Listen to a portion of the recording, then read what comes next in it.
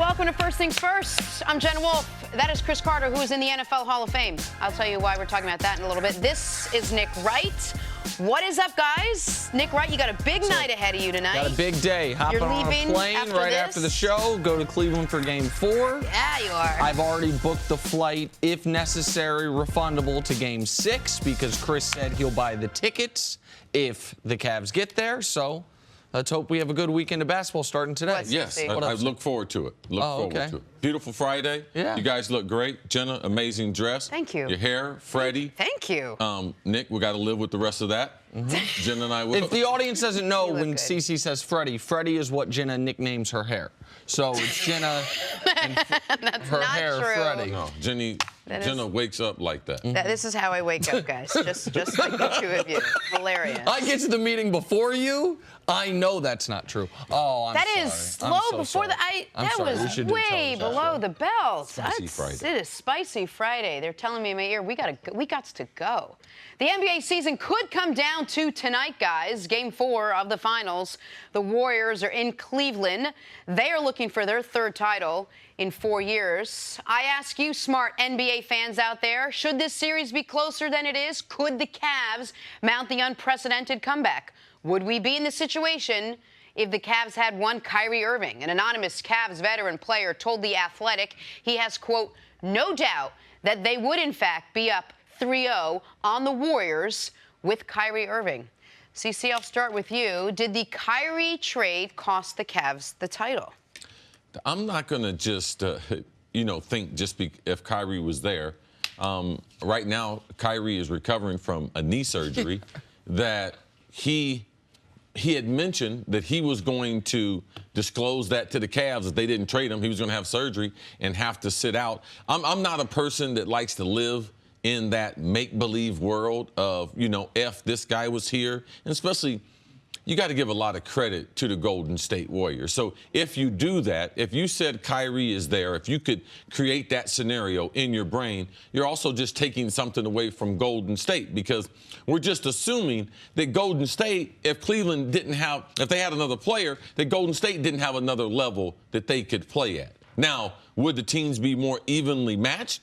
Yes. Is Kevin Love going to play the way he played in the last game, or is he going to play like the other games when Kyrie and LeBron were there? Because when he was the third guy, he was not really good in the series with Golden State. So the numbers won't support that. I don't know what the numbers are, but I don't think the numbers will support that. And the reality of, I know LeBron doesn't think this way. You're talking about an anonymous Cavs player. It's not LeBron. I know it's not LeBron because you can't have the type of success that he's had overcoming the things he's been able to overcome and try to live in the past. I know LeBron's not sitting around saying that if Kyrie made a decision and he wanted to be traded, they traded him. So I know LeBron at that point moved on. But would it be a better matchup?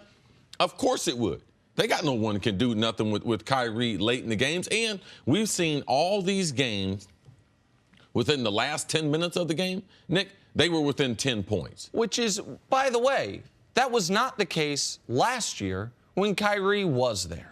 All right, so, I'm going to reject this Kyrie premise. was there, and they were down. They were down 3-0. 3-0 The first two Kyrie. games, they were blown out. Yes. Game 3 was close last year. This year, they ended up blown out in Game 2, but it was a 3-possession game late in Game 2, and it was a 1-point game in the final minutes of Games 1 and Games 3. That's without Kyrie versus with Kyrie. CeCe's first point's the most important one. Does Kyrie staying on Cleveland heal his knee? Even if the I'll have preemptive surgery was a bluff, does the surgery he did end up needing to have not happen? If that's not the case, then what are we even talking about here? If the Cavs want to play, some of the Cavs want to play a make-believe scenario, there's a more interesting make-believe scenario, but it's not about Kyrie. It's about Kevin Love and Kelly Olynyk from 4 years ago. There's a fun thought exercise. If Kelly Olynyk doesn't rip out Kevin Love's shoulder, LeBron's first year back in Cleveland, and Kevin Love is healthy for that playoff run, and therefore Kyrie doesn't have to play as much in the second round against the Bulls on a bad knee, do they win that title? If we want to keep playing the make-believe scenario, if they've won that title and the Thunder don't blow a 3-1 lead to the Warriors, KD never goes to Golden State. Yeah. And LeBron potentially right now today is going for his 4th straight championship and his 6th title to match Jordan. But that's not the world in which we live. If the Cavs, here's something nobody on Cleveland wants to admit.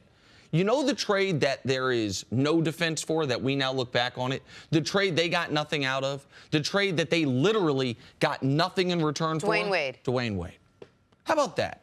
How about after the deadline, when they had to remake their team, and they were smart for remaking their team because LeBron was almost checking out, Isaiah Thomas wasn't going to fit, they had to make those moves. Now, did they get the best players for those moves? That's a different discussion. But the courtesy trade for Dwayne Wade. As a favor. As a favor, we'll get a highly protected 2nd-round pick we'll never see, so you can go to Miami. You think Dwayne Wade couldn't have been more productive in Jordan Clarkson's minutes in Games 1 and Games 2? You think Dwayne Wade couldn't have been a calming force down the stretch in Game 3? They got nothing for him. So if you want to play make-believe trades, giving a player away because it was the nice thing to do, that one you have more reason to scrutinize than the Kyrie trade, which at least there was a rationale for it. Kyrie demanded to be demanded. So to be that's traded. it. You both said the same thing. These anonymous players, whoever it is, that's like, we could have been better if Kyrie. Kyrie didn't want to be here. Kyrie's the one that asked for the trade. It's not like the Cavs got rid of him and everyone else was like, no, you need to stay and help us. Kyrie didn't want to play for this Cavs team. He didn't want to play with LeBron. He didn't want to play with everyone else. How does that factor in the whole thing? I don't even know if this would have been a scenario. He didn't want to be there. Well, he wants his own team. Like people, so it, for one, the anonymous Cav, all right, it can only be 4 players, all right? Either Who JR. are the 4 players? All right, JR, Tristan, Kevin Love, and or LeBron. It's got to be, it's because they describe him as veteran Cavs, been on the 4 guys that have been there for all 4 finals. Yeah, so when a player is not happy, and the thing Nick pointed out as far as Kyrie's knee, happy or unhappy if he can't play, if he's not 100% going against Steph and Clay, LeBron still needs help. Kyrie is a phenomenal player. And we'll go through a lot of these scenarios after the season when we don't have a lot of topics and everything to talk about. But the Cavs, without support, have been in all 3 of these games. So you're saying if they had another superstar, would they be up? Yes, but if the superstar don't want to be there, the superstar now is all out with a long-term injury, his 4th knee surgery. So that's a lot of hypotheticals to be able to get to be able to be ahead 3-0 on one of the greatest collection of basketball players that we've seen. Because not only is this player saying they'd be up 3-0, but it's who they're up against. So that right there is it's just hard for me to put all those things to get my brain to think, wow, if they had Kyrie, what would happen? You don't have to add another player to make the argument this series should be 2-1 Golden State. Period. You don't have to add another player to say this series could be 2-1 Cleveland. In order to get to 3-0, you've got to do a lot of mental gymnastics. They could have won Game 1. They had Game 1. I would argue that Game 1, the Cavs should have won. Game 3, Golden State should have won. And Game 2, clearly Golden State should have won. So, yes. I think the way it should be, I know should is a tough word, but the way it could have been easily is 2-1 Golden State right now. I want to make this part clear on the Kyrie thing. I didn't believe then, I don't believe now, that they had to trade Kyrie Irving. I think that you can say, I can't remember the last time an NBA player actually held out. The last time an NBA player under contract said, I'm just not showing up. Eric Bledsoe tweeted his way out of Phoenix, but they sent him home. He didn't refuse to show up. Guys under contract with multiple years left on a contract don't not show up if you hold the fort. And I know later in the show we're going to talk about Brian Colangelo and the GM situation. Did that play a factor? Having stability at the top of your organization always matters. Absolutely. And could the situation have been if David Griffin were still there when LeBron wants to keep Kyrie? If those 2 guys are your 2 most powerful people in the organization are still in place, then there is a scenario where Kyrie is still a Cav, but that's not the scenario in which played out. And they put a rookie general manager in place that Kyrie was able to put pressure on him. That was actually one of the first moves that he had to do. So as a rookie general manager, man, that's a tough. With the ownership that they have there in Cleveland, if David Griffin is there, I believe there's a different result. And people should also know, with the rookie GM, before Kyrie demands the trade, according to all reporting, one of the reasons he ended up demanding the trade was it got out that the new GM was discussing trade scenarios. Does a veteran GM make sure, listen, if we're going to discuss trading Kyrie Irving, there's going to be 3 people in this room, and I trust all of them with my life, as opposed to a rookie GM that's like, oh, I can trust everyone on the staff, that it's not going to. So there's a lot of things we can do what-ifs about Kyrie. I don't think any of them involve the Cavs being up 3-0 on the most talented team ever put together. All right, let's take a break. Coming up on the other side, you want to talk some football? Why isn't Terrell Owens going to Canton? That's next on First Things First. It's unbelievable. 5, Devontae Smith-Pelly dives, sneaks it right past Marc-Andre Fleury for the goal. The Capitals winning a Stanley Cup for the first time in their 44-year history. Man, D.C.'s been a bit of a tortured sports town basically since Joe Gibbs left. And so, good for them. Good for the Caps. And good for Las Vegas. Look how far they got. I don't really care about them. Really? They're an expansion team. Like, their fans have had no suffering. They've had no pain. I don't know about that. All right, let's move on to Terrell Owens. The NFL Hall of Fame made him wait 3 years to join their exclusive club. And as a thank you, he's not showing up. T.O. Terrell Owens publicly declined his invitation to attend the August Hall of Fame enshrinement ceremony for reasons unknown. He said he wishes to celebrate one of the most memorable days of his life elsewhere. Cece, what was your reaction to this as a member of the Hall of Fame? I was disappointed because I know that, through this process, you go through a lot of different emotions. And I can say I felt a lot like T.O. when I wasn't let in. Let alone the first year, but the first several years. But realizing there's a process to everything in life. And life is not perfect. But since I've been in, and I remember when I got selected, I remember the call. I remember how special it was. And it wasn't like, man, good news is never late. So all those 5 years that I waited, when they called me, like all those things and all those bad memories that I had, like they were immediately washed away. And then I was invited to being on the greatest team ever assembled. And the thing that's funny about sports is it has a lot to do with your overall attitude, because you can't control how much ability God gives you. You can't control your height. You can't control some of those things. But in life, this is what I have learned. You can control what kind of teammate you're going to be. Like, you got control over that. We're on an even playing field. There is no one taller, shorter, more explosive. Oh, he got short area quickness. Oh, he can shoot. No, anybody can be a good teammate. And part of the reason why T.O. was not in the Hall, he should have been in the first ballot, was because people said that he was a bad teammate. Now, for me, when Buddy Ryan cut me, he told me there were specifically things that I couldn't do. I was only effective in the red zone. I only caught touchdowns. I wasn't dependable, wasn't a great route runner. Now, I had a couple choices. I could either listen to him and try to take something out of it, or I could be in pursuit to try to make Buddy Ryan wrong.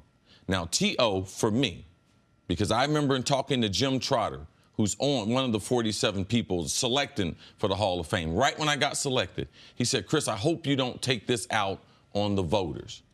And immediately I told him, no, I'm not going to take it out. This is about the people that helped me on this long journey to get here. It's not going to be about me. It's going to be about the people that washed my uniform, the people that encouraged me before I was popular. And it's going to be about the people when it wasn't popular to be on Chris Carter's bandwagon, that they hung in there with me. I want the world to know, and I want the football population to know, these people were important in my life, and T.O. is going to miss that. T.O. talks all the time about his grandmother raising him and everything. His grandmother is getting robbed of her moment. I saw someone's application, someone in my close proximity, and they applied for a job, a world-renowned job. And what I said about them in my Hall of Fame speech was attached to the application. So for me, I know how much it changed my mom. Man, my mom, they told her so many things. She got kicked out of high school, 7 kids before she was 25. My mom asked me, what are you going to say on that day? I said, Mom, I'm going to make sure these people know who you are and what your story is and how you were my first hero and how much I appreciate what you did for me and everything that the world said about you, how you were a failure, I'm going to let the world know who you are. And that's what I was able to do. So the Hall, once you get in, forget about the team that you're joining, the people that have helped you. It's their moment. So get outside of yourself and don't rob those people of their moment, because at the Hall, we're going to be okay. Like the members in the Hall, over 310 members, we're going to be okay. We're going to have 150 live Hall of Famers at that weekend. We're going to be okay. We wanted to invite T.O. in to embrace him. But in his decision, man, he's denied a lot of people who were significant in his life memories that they won't be able to get back. There will be no more enshrinement, because next year it'll be about next year's class. So T.O. in being very, very selfish, the voters and all the things that they said, man, he made the voters look awful right in making this decision. One thing you've said to me in the past is, man, you can't be a jerk forever. And I like to think, I hope to think when you've said that, you're not talking about me specifically, just as general wisdom. Can't be a jerk forever. T.O.'s 44 years old, man. Enough. He ain't going to change. He is who he is. He is, in my eyes, without question, one of the 6 greatest wide receivers in the history of this game. I went on television, or at the time, I guess it was radio, because it was a few years ago, and talked about what an abomination it was that he wasn't first ballot, what an embarrassment it was he wasn't second ballot. I am glad he got in, because it is about how good of a football player you are. He deserves to be on that team with you guys. But I don't know how many friends he deserves on that team. And I've watched your Hall of Fame speech. I watched it live. I watched it again shortly before you and I met in Vegas. And I watched it again once right before the show started to show my kids. And your high school coach was there. Your brothers who I've met, but also your best friends whose names I can't remember, I apologize, who you brought with you. Yes, Tiggy, Dwight, exactly. Al Milton. Right, yes. Those guys. And I also have seen you get as emotional talking about what this meant to you as I've seen you get about talking about anything in your life. And to be this old, not that 44 is old, but this mature, you're a grown man. And to be this petty and this short-sighted is remarkable to me, because this is the last, once you retire, your last great athletic moment is, if you are fortunate enough to be inducted, those 12 to 22 minutes you have on that stage. It's your last other moment of an adoring crowd where all eyes on you, and you can do, listen, if you want to do what Jordan did and settle old scores, you can. Right. But if you also want to, I believe you could do what Cris Carter did, which is present a side people didn't know about you. People knew your story in Philly, they knew your story in Minnesota, and they knew you on television as, and I say this very respectfully because I yearn to be one, a bit of a loudmouth at times, a little brash, and a guy that knows a lot of football. People, I didn't know you as the emotional family, salt of the earth where I came from guy. You have a chance to reinvent yourself or represent the best version of yourself. And for T.O. not to do it, it's shocking to me. I didn't know that much, or maybe I didn't appreciate that much about the Hall of Fame until and I've known you for years, but until we started working on the show. And I'm reminded of it every morning because when I introduce you, I say Hall of Famer Cris Carter, because that's important to you. And as your teammates, it's important to us because I realize what a coveted position it is and how few people do get in there. And I think what you said is important. For all the whatever you want to call it, that this reputation that T.O. has built up as a player, playing, and then for a few years after, and the pettiness he showed trying to get in and then pretending he didn't care, but he did care with the jackets and all of it. A lot of that probably could have gone away with a very impassioned, beautiful speech there, talking about who's important to him and maybe why he played with a chip on his shoulder, or explaining some of who he is. And we're going to be robbed of it, too, to really understand why T.O. is the way he is. Is there any part of the Hall, the voters, you, a member of the Hall of Fame, that regrets letting him in or considering him, knowing he really hasn't changed after all of this? I know in talking to voters, I know the night before the Hall, in talking to 3 to 5 voters, I know they have regret now because a couple of them said, Cris, it's enough is enough. It's time to let T.O. in. I said, I agree. He should have been in the first time. Like, I didn't believe what they did to him the first time. So you'll never hear Cris Carter say that T.O. was not a first ballot Hall of Famer. That's true. But Lynn Swann, he waited 13 years. John Stallworth waited 9 years. Andre Reed, 8 years. You waited 6? Tim Brown, 5. Cris Carter, 6. That's what the Hall does. Alan Page, the great Alan Page, the honorable judge, Supreme Court judge. He wasn't a first ballot Hall of Famer. Did that ruin the rest of his life? Our friend Michael Strahan, very disappointing. Didn't get in the first ballot. Did that hurt him going on in life? I mean, Lynn Swann's the athletic director for USC. Like, we have so many Hall of Famers that have used the Hall as a springboard to go on to do so many other great things. Right. That T.O. is definitely going to miss out on. So I'm going to say I know that there's regret because there's Sterling Sharp. He could have got in. Lester Hayes, L.C. Greenwood, Jim Marshall. Yep. There's other players, Too Tall Jones. There's other players, Jack Tatum. He's not in the Hall. So, man, you should have told the voters, even if you let me in, I'm not going to go. Then, hey, they would have put someone else in who I know would have cried crocodile tears and would have told the story of all the people that were responsible for them getting to what we call football heaven. I just want to remind people one thing. The other wide receiver going in is Randy Moss. Randy, I feel, was treated more unfairly in his career by the media than T.O. was. The media didn't necessarily love either guy. T.O. did a lot of it to himself. Randy's story also is one of overcoming amazing obstacles. Randy is a guy who you talk about when he walked into the Vikings locker room carrying a bag of hot Cheetos and Twizzlers or whatever it was, and the man he's become. Yes. Randy Moss has reinvented himself over the last 20 years. And he's going to be a great Hall of Famer.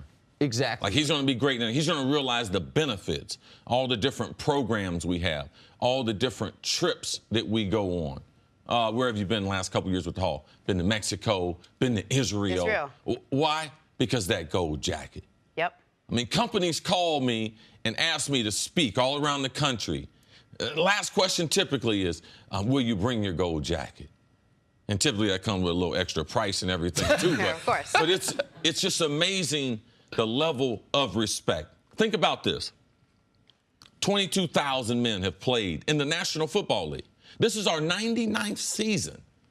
Only 310 have a jacket or a bust. Only 310 families in the world, 310 mamas say, that's my boy who's one of the best football players that ever played this game. That's how exclusive the club is. And, man, we welcome. Even those who don't want to be in the Hall, we still welcome. And we're so, as a Hall of Famer and as a group, I know I can speak for everyone, man, proud of what the Hall stands for. Thanks for sharing that, Cece. We're going to take a break. Much more First Things First right after this. Him too. And that guy also. Time to stop from Stories to Start Your Morning. Brought to you by Ace, the helpful place. Ben Roethlisberger missed some of the Steelers' OTAs last week. The reason why? Oh, this is rich. Big Ben said, if Coach asks me to be here every day, I'd be here every day. But he hasn't asked me to do that. Nick, what was your reaction to these comments? Mike Tomlin not allowed to ask him. It's a CBA violation. The hell has Ben talking about? My reaction is exactly that. The hell you talking about, man? If your coach got to ask you to do it, then it ain't in your heart of heart to be great to do it. Denny Green didn't ask me to stay after practice, catch all those balls. Catch that with one hand, man. I need you to catch them behind your back. Catch your other hand. Oh, practice your releases. No, you're supposed to do that on your own. Coach don't have to ask you, Ben. Stop. Yeah. But not surprised. No one at this table is. Moving on to Game 4 tonight, Cavs looking to avoid being the first team swept in the final since 2007. Nobody wants that on their resume. LeBron's already got it. His Cavs were swept by the Spurs that year. All right, CC, what do you think happens tonight?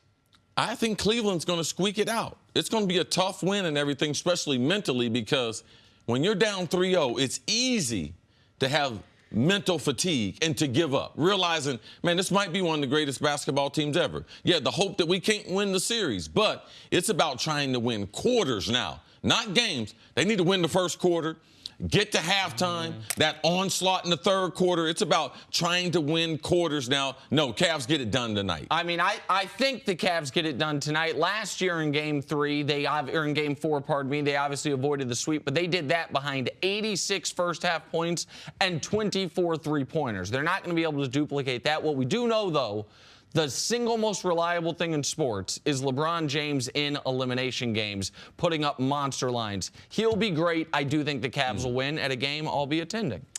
All right, moving on to the 76ers. Lesson to all you kids out there, stay in school and don't use multiple Twitter burner accounts when you run an NBA team.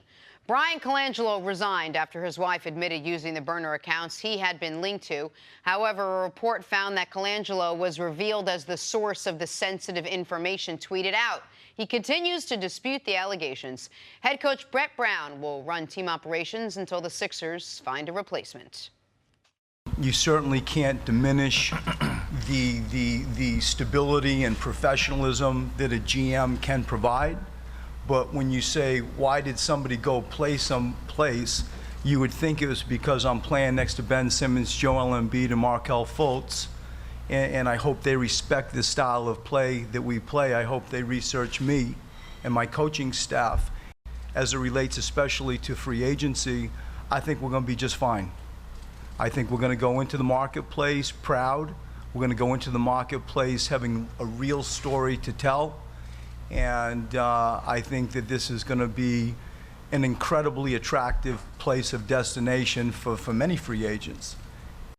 Nick, all that is well and good, but you want a general manager, I assume, to go out and try to recruit the greatest player almost to ever play the game in LeBron James, and this is a very important offseason for the Sixers. Do you think this will impact the Sixers in free agency? Hell yes. Of course it will. Now, I know there's a scenario where it impacts them positively. That by this time next week, they've hired David Griffin. He has the relationship with LeBron. He knows exactly what he's doing. Fine. But there's also a scenario where a team that took 9 days to figure out we can't keep Colangelo doesn't quickly hire the GM, or that David Griffin doesn't want that job, whatever it is. And then you're in a situation not so dissimilar to what the Cavs had last year, which is uncertainty at the top, inexperience at the top, and an issue with, it's not just can we sign LeBron. You want to be real creative this summer, Philly? You want to try to sign Paul George and then execute a sign and trade for LeBron? Why don't you try to bring them both in? Why don't you try to see every available option? Because here's what I know. The Rockets are going after LeBron. They got the best GM in all of sports in Daryl Morey. The Celtics are potentially going after LeBron. They got a really good GM in your guy, Danny Ainge. The Lakers are going after LeBron. They got Magic Johnson, who even if you doubt some of his CBA acumen, you cannot doubt his recruiting ability, charisma, and the lure of that.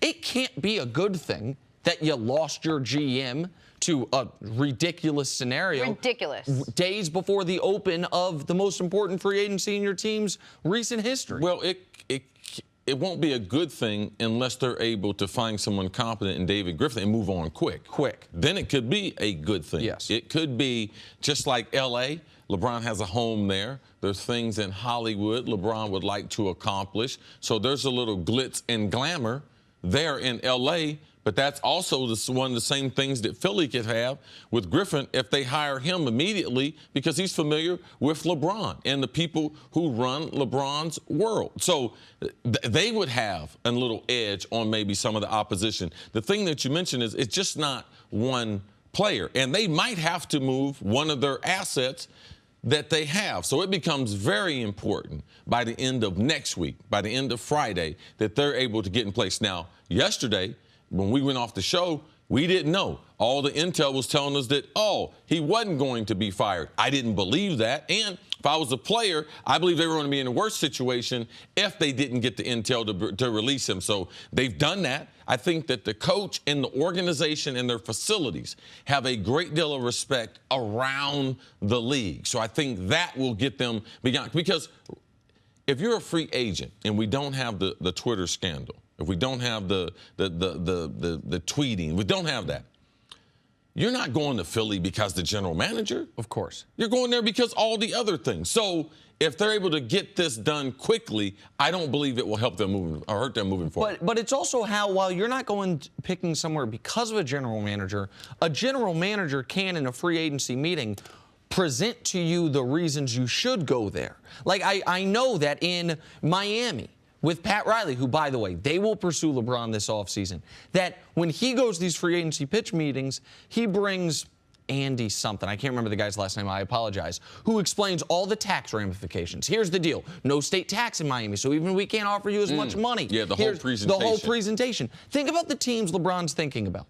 Reportedly, the whole list. San Antonio, they got Pop and R.C. Buford. Miami's got Pat Riley. I went over who the Lakers, the Rockets, the Celtics have. Toronto got brought up recently. Masai Ujiri is excellent. Like, you could be walking into a gunfight with a knife if you don't have an actual stable GM. And this could be the move or moves that solidify the process, which leads to a championship. We know they need a player or two. That general manager becomes very important, especially when you look at the big gun hunting with the general managers at those other places. Cheesesteaks. The Sixers have cheesesteaks. That's a good point, Jenna. It's true. So, and Pat's the Liberty Bell. or Geno's. I don't do either of them. I do Smith's. Oh, you're Yeah, such on a State hipster. Street. Oh, I'm they must telling have you. a tofu version. Nope, but it's... Oh, you disgust me. The Cavs are facing elimination tonight in Game 4 against the Warriors. LeBron James was recently asked what makes the Warriors so successful. And in answering the question, he shed some light on what makes a great basketball player so successful. It's not ball skills or shooting ability or success from outside. It's something that makes my partner Nick Wright very happy. It's a high basketball IQ. Here's more from LeBron James. So now everyone's trying to figure that out. How do you put together a group of talent, but also a group of minds as well, to be able to compete with Golden State, to be able to compete for a championship? It's smarts. I didn't know it. It was smarts. That was the answer. Cece, what was your reaction to what LeBron had to say? LeBron is right, because not only Golden State, if you just get consumed with, oh, they get up and down, oh, they shoot threes, like you're really missing who Golden State is as an organization. They have done things in a smart way as far as the facilities, the type of environment at the facility, the type of music they're going to play at the facility, type of food, how they're going to travel, the lack of pressure or intensity that they put or responsibility that they put on the players. It is a very player-friendly organization, which leads to Steve Kerr, which also leads to that locker room. And that's one of the reasons that Kevin Durant said that he wanted to go there. So, yes, but they do have some smart basketball players. Well, I mean, not only are they good, but by the way, they're smart. But look at all. What is a smart basketball? This is what it means. Look at all the great runs in basketball. You will see these two common things: a lot of talent and a very, very high basketball IQ. That means they think things through. They realize it's not only on the physical skills. They can implement a game plan, and they can make adjustments throughout the game to be not so just locked into only doing one thing. If you look at the great Lakers teams, they always talk about, man, they were Showtime, but also they were remarkable in the half-court offense as far as setting Kareem up, Worthy, Magic Johnson, basketball players that think a play or two ahead of the frame, basketball players that understand what they're trying to do to you offensively and defensively. That's what LeBron is talking about. That's what Golden State has. It's not just talent. They got a lot of smart. Look at Clay, high basketball IQ. Steph Curry, now he's amazing, dribbling everything, very high basketball IQ, gets a little careless with the basketball, but still has a tremendous basketball IQ. And those aren't their two smartest players. Yes. Draymond and Iggy are their two smartest players as basketball smarts, without question. This team, when they won the title pre-KD, Draymond, listen, I criticize Draymond for his antics all the time. The guy is a brilliant basketball player. Iggy might be one of the 10 smartest basketball players in the league as far as reading situations before they occur, anticipating results, knowing what other teams are trying to do, knowing what other players like to do, and being able to read and react accordingly. I thought this was very interesting hearing LeBron say this. I had dinner around a month ago with someone very, very close to LeBron, and we were just talking basketball in general. And the person that was brought up was Gerald Green. And it was brought up in this regard. He said, listen, he goes, you realize Gerald can jump higher than LeBron and is a better three-point shooter than LeBron. And Gerald was unemployed 3 months ago. Why? The guy never learned the game. The guy, he was a great story this year. I'm not trying to throw him under the bus out of nowhere, but his basketball IQ, I'll use another guy, my pal, JR. Wow. JR, when he got to the league, people forget this, was a high flyer. Slam dunk contest type of guy. Knockdown shooter. Why is he bounced around? Why was the pinnacle of his career 6th man of the year? Because the guy don't play smart.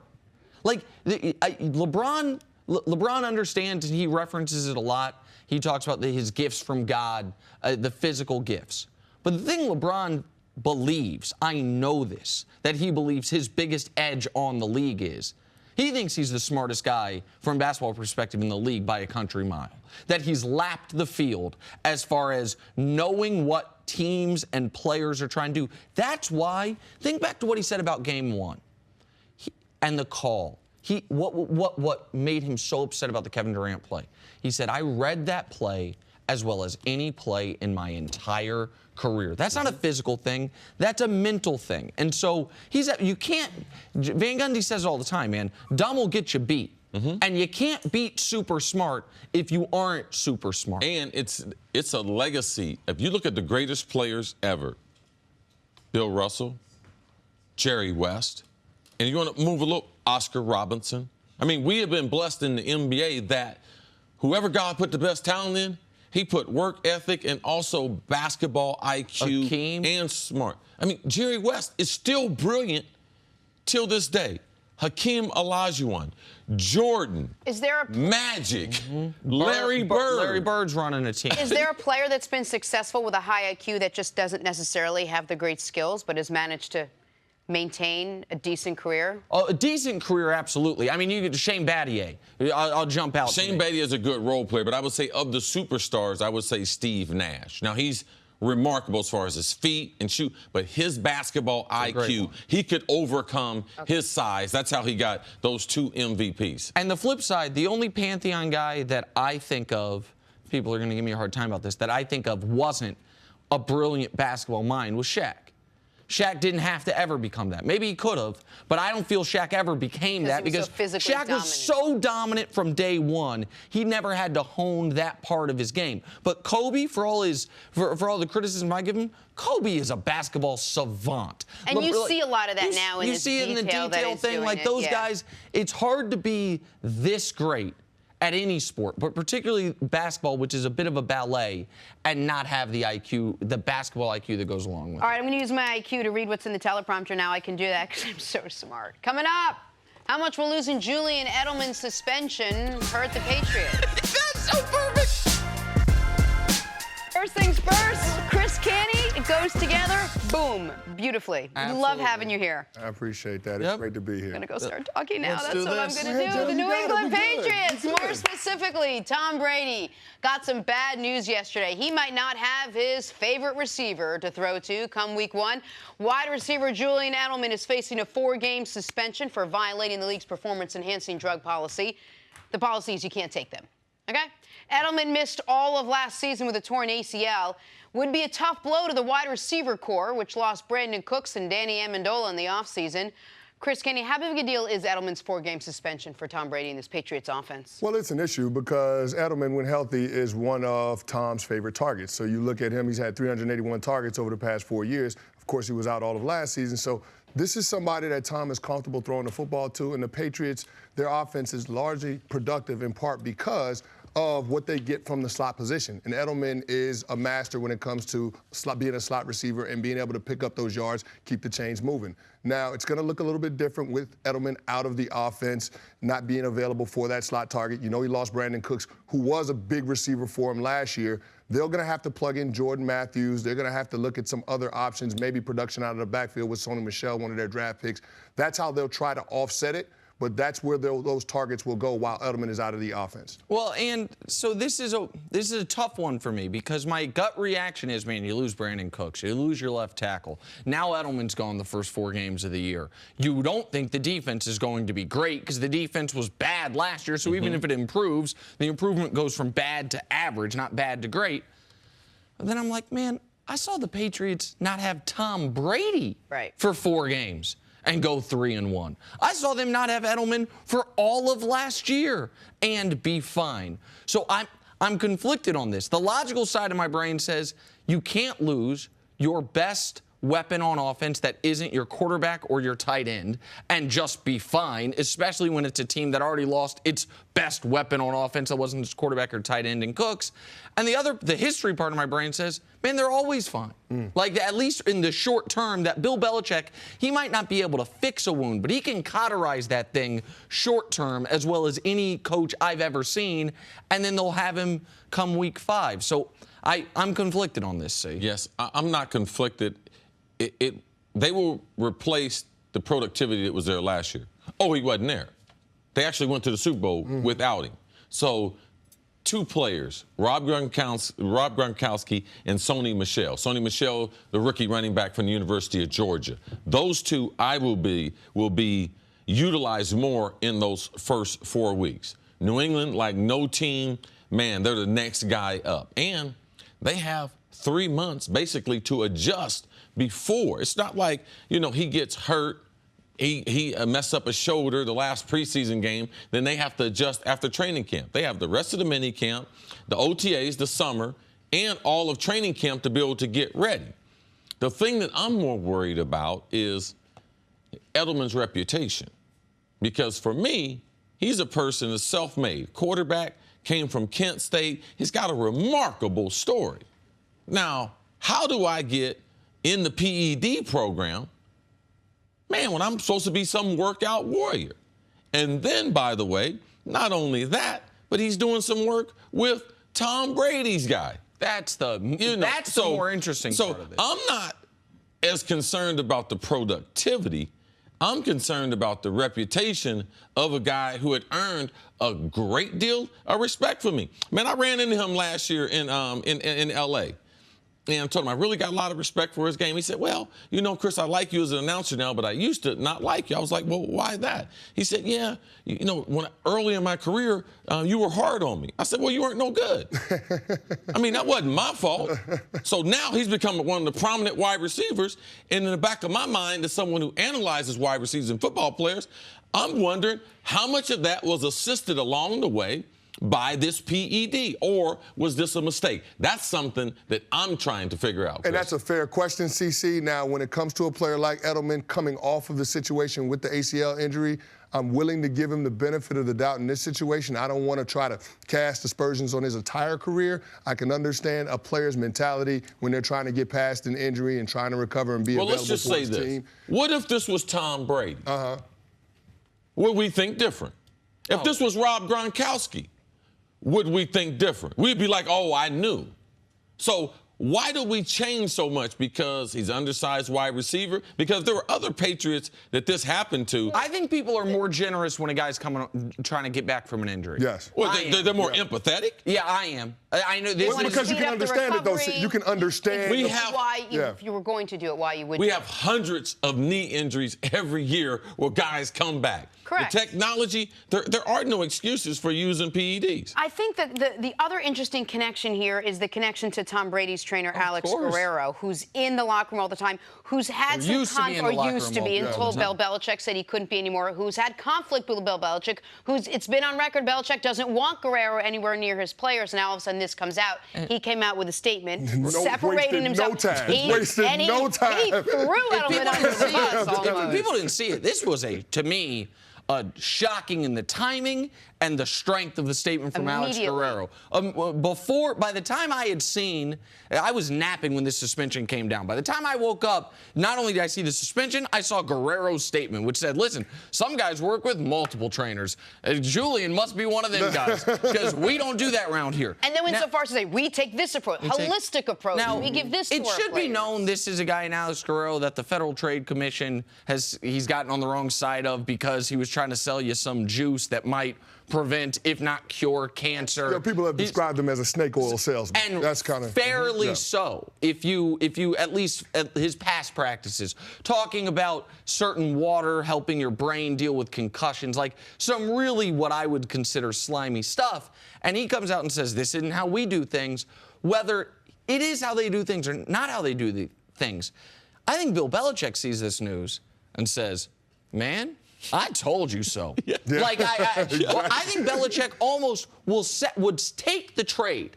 You don't get Edelman for 4 games, but you now have impenetrable evidence that you were right, that they were wrong, that there's a reason that you wanted Gronk not to go there. There's a reason you kicked him out of the facility because, look, got a guy suspended, even if Guerrero had nothing to do with it. And there's also that thing with Tom Brady.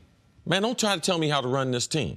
Now, you can run your body however you want to, but I'm going to do what's best for the organization because if they had not severed that relationship, man, we'd be talking about a whole nother set of things. If he was on staff for the Patriots today, oh my goodness, we would be accusing them, take back all their trophies. Like we would be coming up with all different types of scenarios and bad stories out of New England. No, you're right. But to your point, Nick, it's validation for Bill Belichick, the decision that he made. He's now justified in his position. And you want to keep away from a situation in the building where the players are conflicted. They don't know who to turn to. You want to make sure, as the head of the organization, that the players are trusting the people that you employ to take care of their health. Because it's a what have you done for me lately? And you can't do anything for Bill Belichick unless you're available to be on the field. Chris Canny, stick around. We'll see you later on in the show. Coming up, did the Cavs blow a chance to win the finals? That's next on First Things First.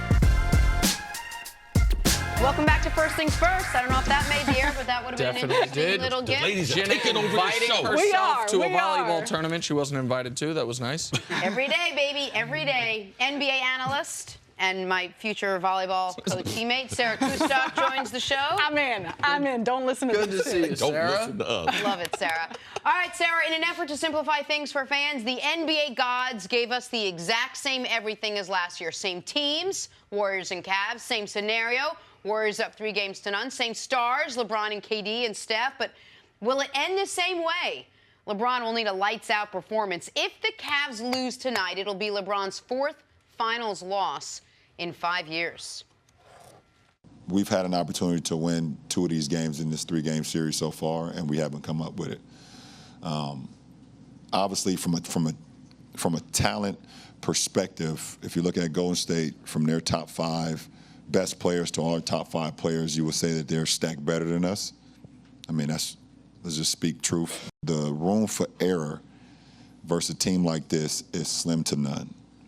And I think I said last night, it's like playing the Patriots, it's like playing San Antonio. The room for error is slim to none. And when you make mistakes, they make you pay because they're already more talented than you are. But they also have the minds behind it too, and they also have the championship DNA. So. Said it well. Do you agree, Sarah, with LeBron that the Cavs have had the opportunity to win in this finals? I first want to say I loved this quote by LeBron, everything that he said. But the most interesting thing to me was that he said the margin of error, how it's slim to none. Draymond Green yesterday, he came out and he said that we know that we don't even have to play our best game and we can still win. And to me, that's the mentality of both of these groups. And I think LeBron talking about the opportunity to have won 2 games, not so much about winning the series, but being up 2 games, absolutely. Without a doubt. And this goes back to game 1, and we are going to talk about this till we're blue in the face. But that changed the entire complexion of the series. And to me, one of the biggest things about this Cavaliers team, and LeBron talked about 1 through 5, but it's just their mental engagement. And when we see their mental engagement, when we see their effort, how do they play some of those 50-50 balls, the hustle plays? And to me, they're a team that when things are going well, it's great. They play for each other. We see the bench, we see the activity, we see how enthusiastic they are. When things are bad, it's bad. And they fracture, and I think that's where things started to fall apart and got us to where we are. Listen, I don't think it's fair to say the Cavs should be up 2-1, because I don't think that's accurate. I think game 2, the Warriors were in control of throughout. The Cavs could have stolen game 2, but it would have been stealing. But that's a lot like LeBron. There was opportunities in those 2 games that they could have won 2 of those games. In games 1 and 3, there were opportunities, but I also want to, let's go back to game 1 and just, if the game had ended with JR getting that rebound, going back up with it like everyone wanted, and him missing, and the Warriors win in overtime, then yeah, we're still upset, or people are still upset about the call, the overturned call, but we can go back to that call. If in real time that had been called a block on LeBron, then nobody cares. Like that was a 50-50 call that could have gone either way. It was only because the referees, I believe, went outside the rules to change the call and then the JR blunder. But either team could have won game 1 and either team could have won game 3. So I always look at series like, okay, your 50-50 games, just split them. So what should the series be? Probably 2-1 Golden State. It's hard for me to sit here and say the series should be 2-1 Cleveland, even if more breaks go their way. Yeah, you can't just. This is what I always like to bake into it. Well, what if Golden State would have been pushed? Because they're a great team. Like, they don't have any different levels that they can go to. Now, Cleveland, we know they don't have the luxury. If they don't play well, they will lose. Golden State does have. They do have that in their back pocket. But also, when you have more talent, when you have more shot makers, when you have more options, no matter, Steph gets in foul trouble. Okay, they get out of it. KD goes on fire. Steph can't hit a shot. Clay is unbelievable for a couple quarters. So they have so much talent. They also have the ability to flip a switch on and off. Like, they could play terrible for the first 2 quarters and decide the 3rd quarter is when they're going to step it up and win a game in the 3rd quarter. The Cavs don't have that. They can't flip a switch. I agree, but I do think that the Cavs have different levels. And we've seen even a guy like J.R. Smith, and I'm not saying I think the Cavs would necessarily be up 2-1 or that they would win the series, but I do think each of their players is fragile in the sense of their confidence or in the direction that they move. And I also think, and with the Warriors, maybe like they can flip a switch. They were playing in a game 7 at Houston, down at the half, double digits, and they turn around and won that game. But to me, they were a team that Houston pushed them to the brink. So how would they have responded had the Cleveland Cavaliers actually won game 1 on their home floor? Right. Jen, I think you make a good point about flipping the switch, but I want fans to understand sometimes flipping the switch is not a negative thing. The Cavs haven't been able to flip a switch because they're not very, very athletic. They're the oldest team in the playoffs. So, yeah, they go through lapses, but they can't flip a switch and go from playing good to playing great basketball as if the Warriors can. When you talk about flip a switch, people always think it's a negative. But you can be a great team and go from a good level to a great level and sustain it for a long period of time. So that's also another version of flipping the switch. But the other point about margin of error that you allude to, and that when Draymond says we don't even have to play great, I mean, that is the part of this series and the part really about the Warriors that frustrates people so much. Game 1, Kevin Durant has a bad game. He's 8 of 22. He's inefficient. And guess what? They win despite it. Game 2, pardon me, Steph Curry is 6 of 18 from the field through 3 quarters. How much did that hurt him? They were up 10 through 3 quarters. Game 3, Steph starts 1 of 14, only makes 3 shots the whole game, and they win anyways.